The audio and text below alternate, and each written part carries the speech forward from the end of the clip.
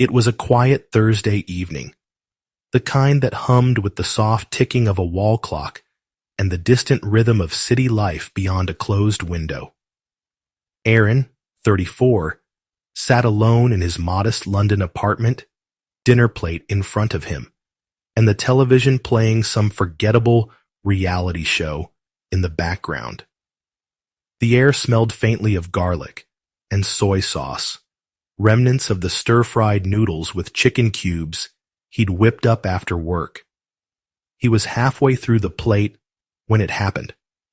A single bite too large, a hurried swallow, and then nothing. Aaron's fork clattered onto the plate as he shot upright, eyes wide. He coughed. Once, twice, sharply, desperately, but the lodged food refused to budge. A jagged piece of chicken, it felt like. It scraped his throat as panic set in, thick and immediate. He stood, stumbled, tried to draw a breath, but the air wouldn't come. It was like trying to inhale through a straw full of concrete. His hands flew to his throat. This is really happening. I'm choking. He staggered toward the kitchen sink, clutching the counter with white knuckles. The world narrowed to the rushing sound in his ears and the stinging pressure in his chest. His vision blurred at the edges. Instinct screamed at him to fight. Do something. He remembered the Heimlich maneuver. Twisting, he rammed himself forward against the edge of the counter. Once, twice. A choked wheeze escaped his throat, but no relief came. He tried again, this time slamming harder, the dull ache blooming in his ribs. Now he could breathe, but very little. It was like breathing via a small drinking straw. Terror lanced through him. Aaron fumbled toward his phone, which sat charging by the couch. He dropped it the first time, his fingers numb, uncoordinated. When he managed to unlock the screen, he stabbed at the emergency dial and hit 999. The line clicked. Emergency. What's your emergency? Aaron opened his mouth, but nothing came out. No words, no sound. He gasped, a dry rattle.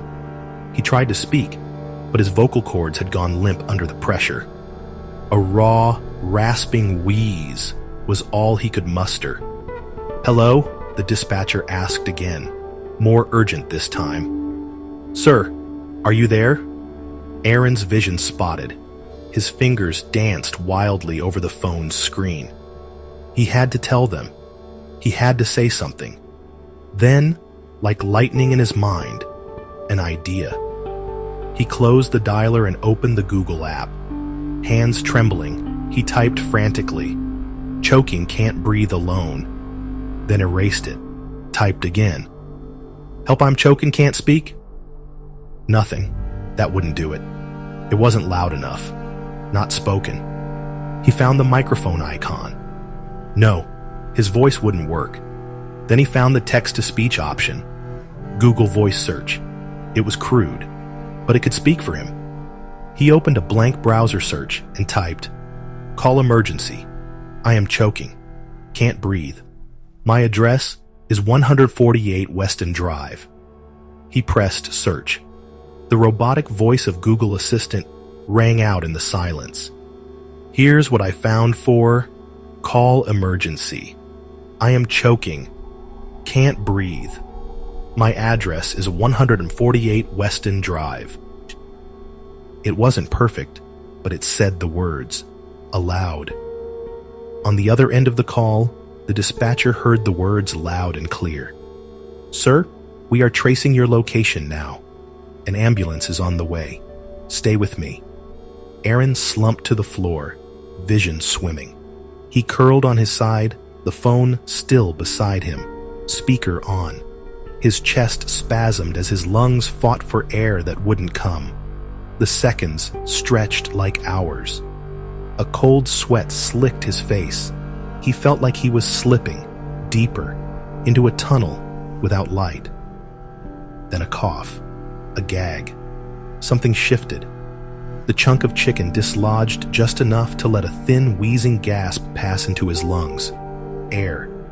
He sucked it in greedily, ragged and shallow. He gagged again and coughed, harder this time. His body shook, fighting to regain control. The pain in his ribs screamed with each breath, but he welcomed it. Pain meant he was still alive. But the piece of chicken was not fully out and was still there, choking him. Sirens wailed in the distance. Then they were closer. A knock, hard, urgent, followed by the sound of keys jangling. He'd left his front door unlocked, thank God. "Paramedics! Coming in!" 2 figures in dark blue rushed into the apartment. One dropped to his knees beside Aaron, already pulling out equipment. The other checked vitals. "He's conscious, breathing but shallow," one said into a radio. Aaron blinked up at them, tears leaking from the corners of his eyes, not just from the trauma, but from sheer shuddering relief. The 2 paramedics did initial assessment. They decided to perform a proper Heimlich maneuver again. With one hard pull, the chicken piece came out jumping from his mouth.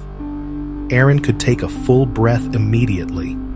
The fear was gone immediately, and the relief almost made him cry. "You're safe now," the medic said gently. "You did good. We're here." They administered oxygen, checked his throat, and monitored his heart rate. He didn't need to go under. No tracheotomy, no chest compressions. He'd gotten just enough air to hang on. Just relax and inhale normally. "You'll be fine in a few minutes," said one of the medic. One of them looked at the phone, still beside him, the screen open to Google. "Did you use Google to tell us you were choking?" Aaron nodded faintly. The medic let out a low whistle. "Smart. Very smart. That saved your life." They helped him sit upright, wrapped in a blanket. His chest ached, and his throat felt like raw sandpaper. But he was breathing. He was alive.